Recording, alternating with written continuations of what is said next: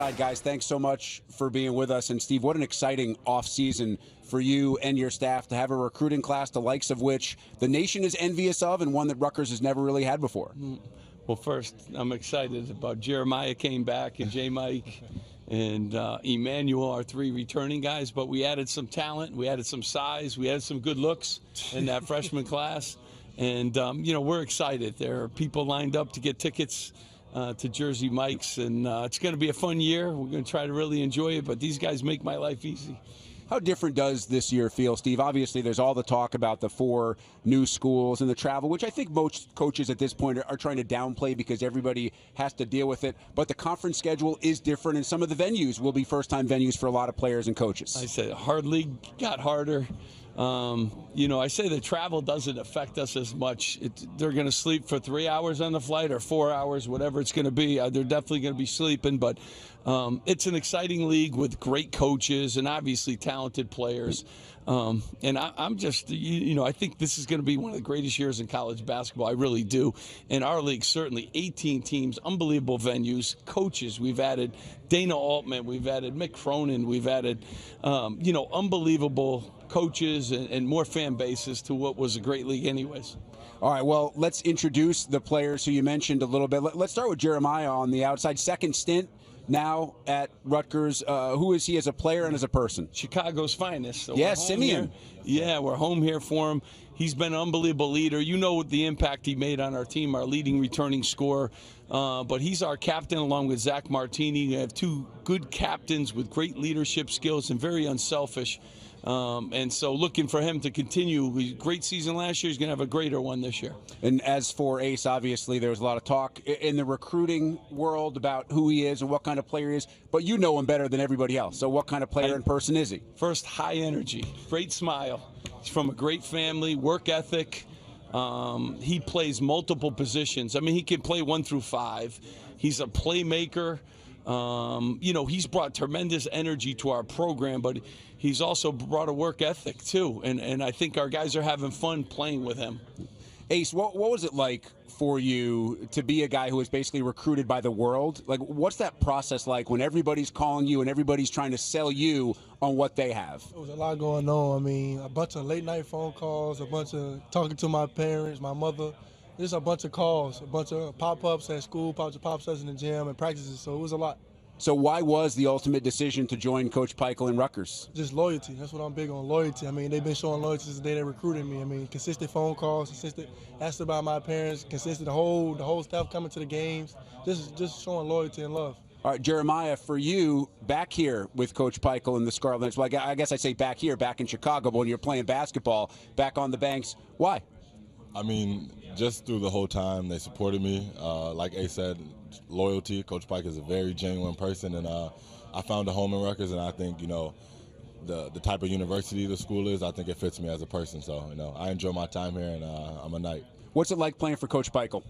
It's fun. I mean, he's very energetic. If you see him on the sideline, he's getting the crowd going. He's always into things, and then he always tells us he's in the fire with us. So, he's one of those guys. He's there with us all the time.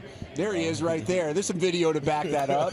very, very supportive, though. He's a fun guy to play for. Coach, for you, how much energy do players like this give you?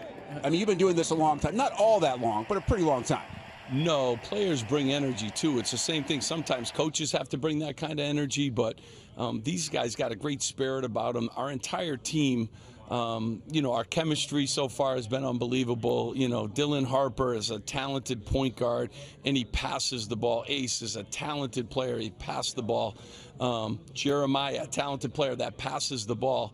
So I'm excited about we got a blend of experience with youth and energy, and now we got to put it all together in the best league in the country. So it's challenging, but that's a fun part of what we do too. I know Dylan was unable to be here today, but he's, like Ace, one of the top recruits in the country coming in this season. What's his skill set?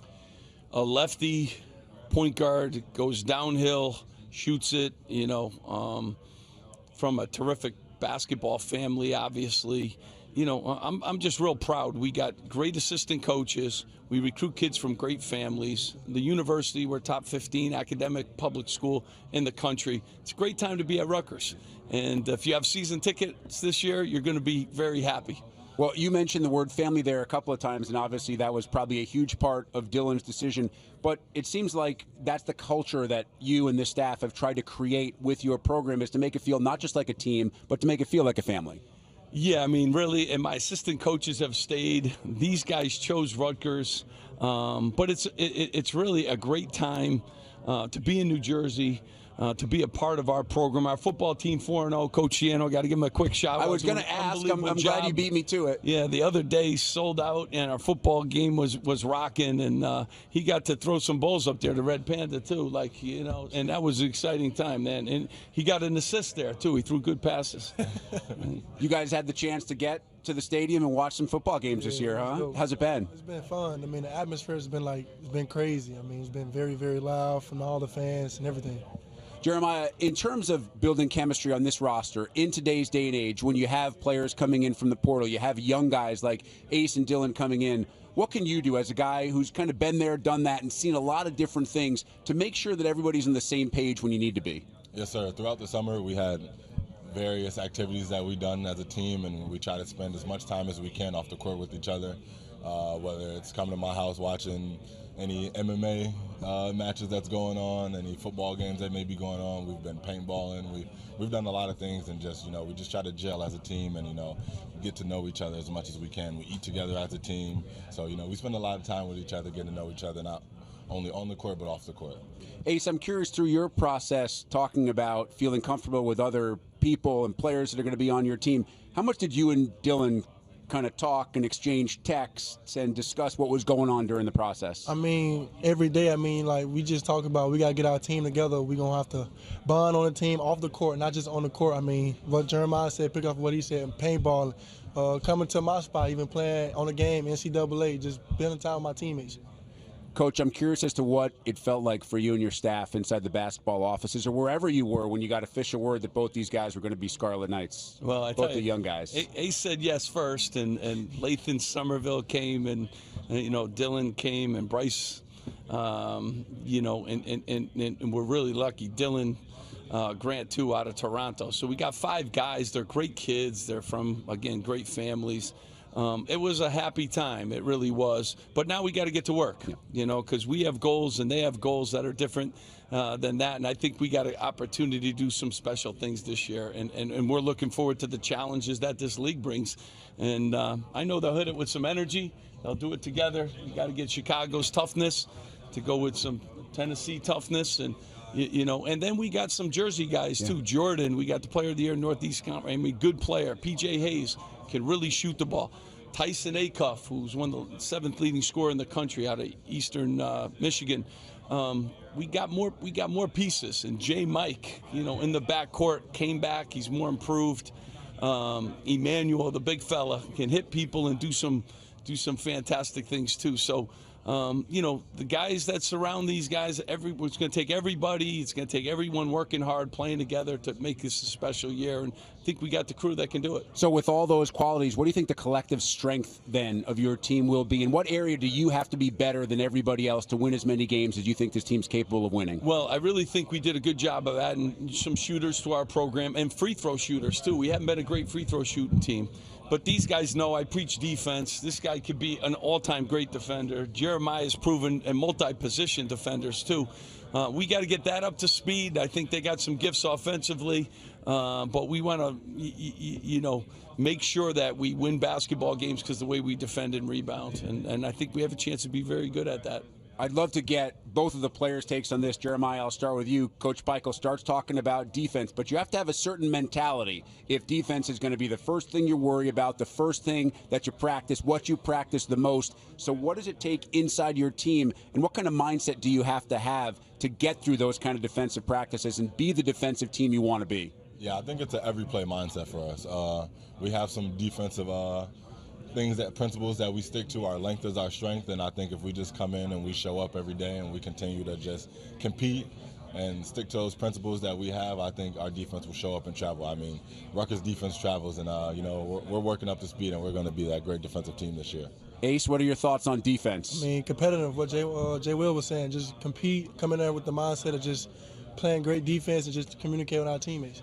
All right, Steve, what sort of expectations do you set before each year? They probably change in the way that you approach based on the roster that you have, the age, the youth versus veteran leadership, and how do you measure whether you've gotten there at various points throughout the season? You know, our expectations have always been high since I took the job. Obviously, we play in a league that competes for NCAA bids and national championships, so we're no different. I think we have the pieces with the veteran guys and the good leadership to go with the energy and talent of the young freshmen.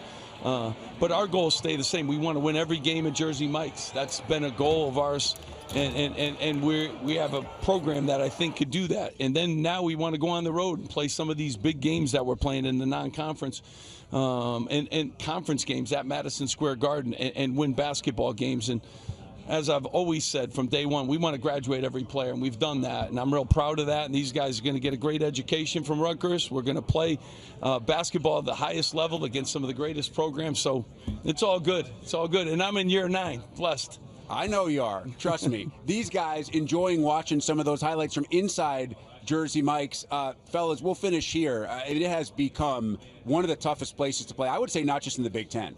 When your teams are good, it's one of the toughest places to play maybe in the country. How excited are you, Jeremiah? I'll start with you, and then Ace, you finish us off for the first home game of the season in Piscataway.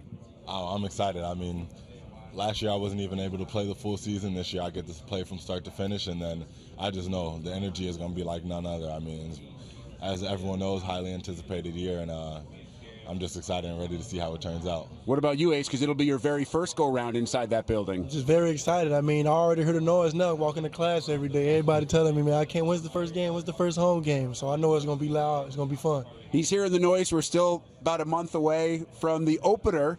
December 7th in the Big Ten is on the road, but the first Big Ten home game will be on December 10th against Penn State, one of Rutgers' two-play opponents this coming season. Guys, we really appreciate you spending some time with us, Jeremiah. Steve, as always, great to catch up. The Rutgers Scarlet Knights representing here at Big Ten basketball.